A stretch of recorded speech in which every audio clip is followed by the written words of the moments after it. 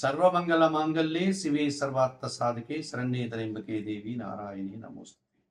వైష్ణవి భక్తి ఛానల్ ప్రేక్షకులందరికీ నమస్కారం. ఈ 2026 మార్చి నెల 3వ తారీఖున మంగళవారం రోజున మనకు చంద్రగ్రహణం వస్తుంది.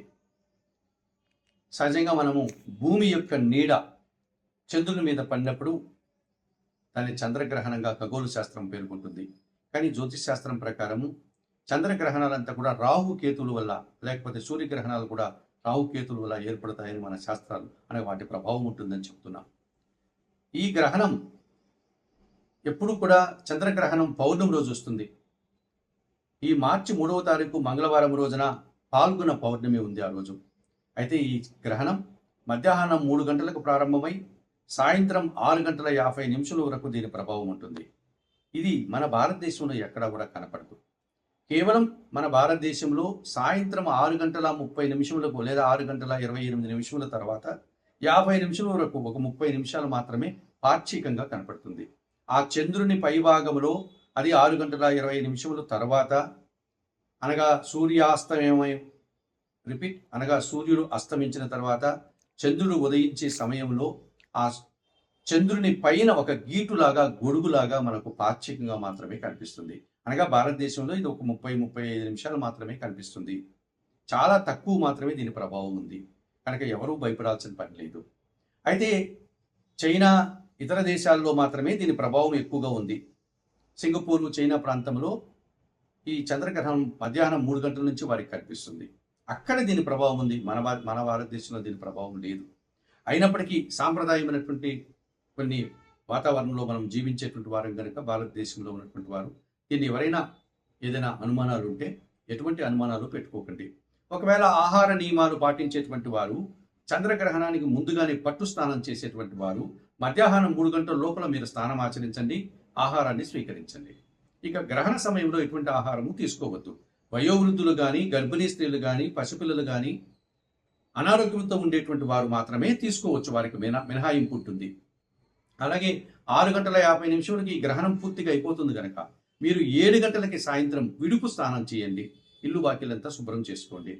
ఈ 3 గంటల నుంచి 7 గంటల మధ్యలో ఉన్నటువంటి మన కుటుంబంలో ఉన్నటువంటి ఆహారం కానీ, పండ్లు కానీ, ధాన్యాలు కానీ, బియ్యం మీద దర్భపోచలను పెట్టండి.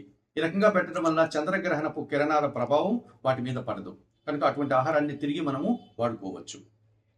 ఇక గ్రహణం సమయంలో ఏం చేయాలి అని ఎవరికైనా అనుమానం ఉంటే, గ్రహణ సమయంలో ఇది కేతుగ్రస్త చంద్రగ్రహణం పూర్వ పల్గుని నక్షత్రంలో జరుగుతోంది, సింహరాశిలో జరుగుతోంది కనుక నిరంతరం మీరు సూర్యారాధన చేయండి, లక్ష్మీదేవిని పూజ చేసుకోండి, లలితా సహస్రనామ స్తోత్రం వినండి, గణేశాష్టకం చదువుకోండి, గణపతి స్వామిని పూజ చేసుకోండి.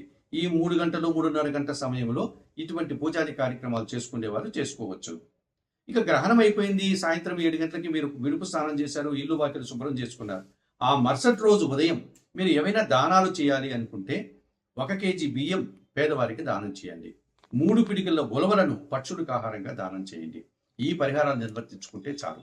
సింహరాశి వారికి వారి రాశిలో చంద్రగ్రహణం జరుగుతోంది కనుక కాస్త మానసిక అశాంతి, నిరాశ ఇలాంటి సంఘటనలు జరగడానికి అవకాశం ఉంటుంది ఈ గ్రహణ ప్రభావం వల్ల. అది కూడా ఒక 3-4 రోజులు మాత్రమే దీని ప్రభావం ఉంటుంది. ఇక కన్యారాశి వారికి 12వ భావంలో సింహరాశిలో జరుగుతోంది కనుక మానసికమైన అశాంతి అధికమవుతుంది, ఖర్చులు పెరిగిపోతాయి, వేదన, బాధ అధికమయ్యేటువంటి సూచన కనిపిస్తుంది.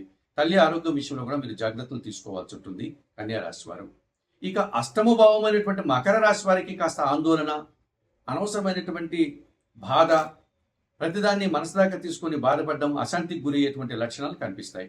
కనుక ఈ మకర, సింహ, కన్యా రాశుల వారికి ఈ చంద్రగ్రహణ ప్రభావం కాస్త వ్యతిరేకంగా ఉంటుంది. మిగతా రాశులందరికీ కూడా ఎటువంటి ప్రభావము ఈ చంద్రగ్రహణం వల్ల ఉండదు.